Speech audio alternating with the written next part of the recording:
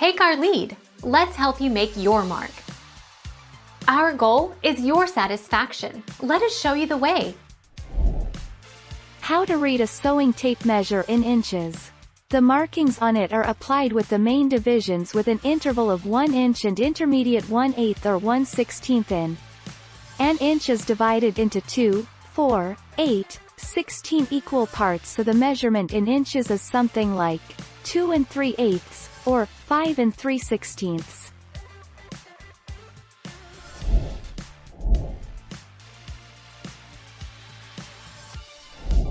Take our lead. Let's help you make your mark. Tape measure 1/2 inch and 1/4 inch marks in addition to its length. The 1/2 inch mark is fairly easy to locate because it is exactly halfway between any two whole inch numerals. Every inch is divided into 2 halves. The 1/4 inch mark is exactly halfway between any two 1/2 inch marks.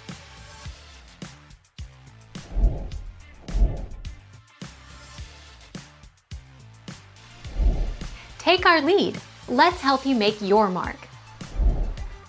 Above you'll see a picture of a metric imperial pocket tape measure. The measurements towards the bottom of the image are metric. In other words, they're in centimeters and millimeters. There are 10 millimeters in each centimeter, shown by the 10 spaces between each cm, and 100 centimeters in each meter.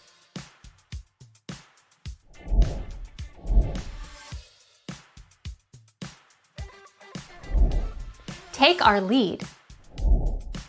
Instrument description. A tape measure or measuring tape is a flexible ruler. It consists of a ribbon of cloth, plastic, fiberglass, or metal strip with linear measurement markings. It is a common tool for measuring distance or length. Thank you for watching. Please subscribe and hit the bell notification.